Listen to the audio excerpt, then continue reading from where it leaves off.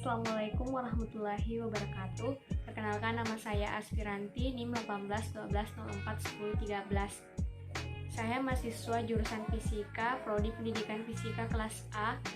Dan pada kesempatan kali ini saya akan memenuhi tugas mata kuliah Micro Teaching, yakni membuat video pembelajaran mengenai model pembelajaran berbasis masalah atau problem based learning. Nah, kali ini kita akan mempelajari mengenai termodinamika. Untuk mengawali pembelajaran pada hari ini, Ibu akan memberikan kalian sebuah video dan silahkan kalian saksikan dan amati apa yang terjadi pada video tersebut. Balon pertama yang berisikan udara, jika terkena api, dia akan meletus. Lalu, balon yang kedua, balon yang berisi air, jika terkena api, dia tidak meletus.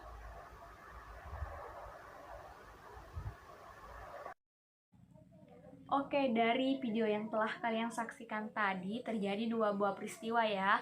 Peristiwa pertama, balon yang didekatkan ke lilin akan meletus, sedangkan balon yang kedua yang berisi air, kemudian didekatkan dengan lilin yang berada dalam gelas, mengakibatkan api pada lilin padam, kemudian balon menyusut ke dalam gelas.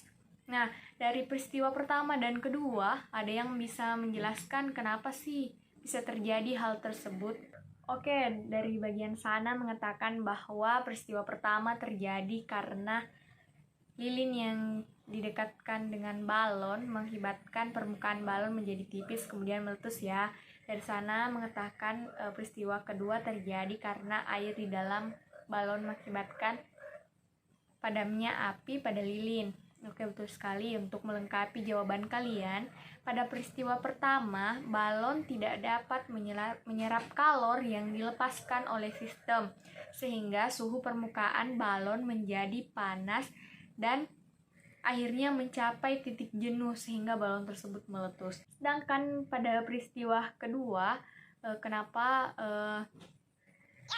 hal tersebut bisa terjadi? Karena air dalam balon itu mampu menyerap kalor yang dilepaskan oleh sistem, sehingga suhu permukaan balon menjadi tidak panas dan balon pun tidak mencapai titik jenuhnya. Sedangkan faktor yang menyebabkan api dalam gelas tadi padam karena tidak ada udara yang terdapat dalam sistem. Oke, bagaimana kalian sudah paham mengenai peristiwa yang terjadi pada video sebelumnya, bukan? Oke, selanjutnya Ibu akan menyampaikan mengenai tujuan pembelajaran pada materi kali ini. Yang pertama, mampu menjelaskan usaha energi dalam dan kalor pada proses termodinamika. Yang kedua, mampu menjelaskan hukum pertama termodinamika dan aplikasinya. Nah, sesuai yang Ibu katakan pada pertemuan sebelumnya, pada hari ini kita akan mengadakan praktikum. Kalian sudah duduk dengan kelompok masing-masing? Oke, sudah ya. Nah, untuk mengawali praktikum kali ini, silahkan kalian buka buku paket pada halaman 56 mengenai termodinamika.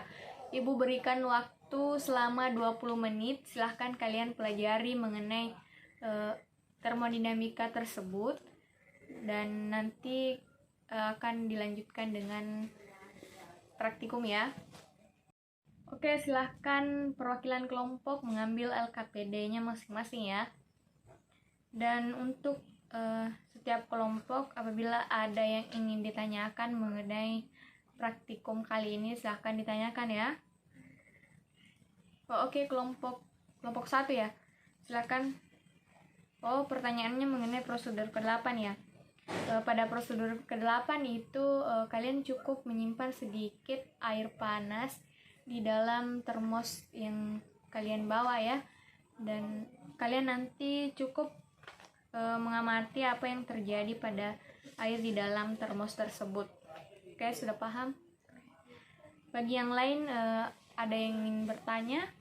Oke, sudah tidak ada lagi ya. Untuk praktikum kali ini Ibu berikan waktu selama 20 menit untuk kalian menyelesaikannya ya. Silahkan kerjakan sesuai dengan LKPD yang Ibu bagikan.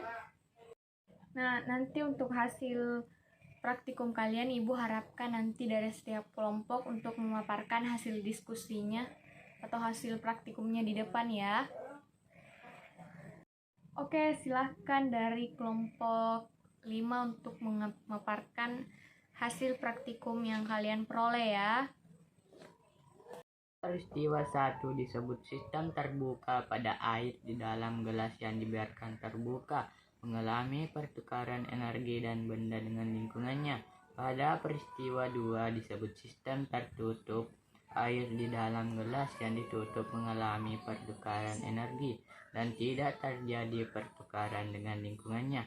Pada peristiwa 3 disebut sistem terisolasi, tidak terjadi pertukaran panas, benda atau kerja dengan lingkungannya.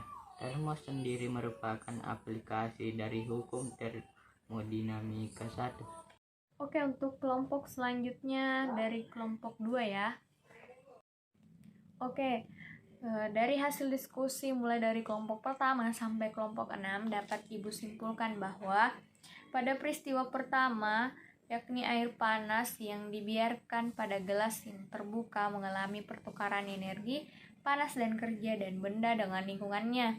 Sedangkan pada peristiwa kedua, air panas yang dibiarkan pada gelas tertutup mengalami pertukaran energi panas dan kerja tetapi tidak terjadi pertukaran benda dengan lingkungannya.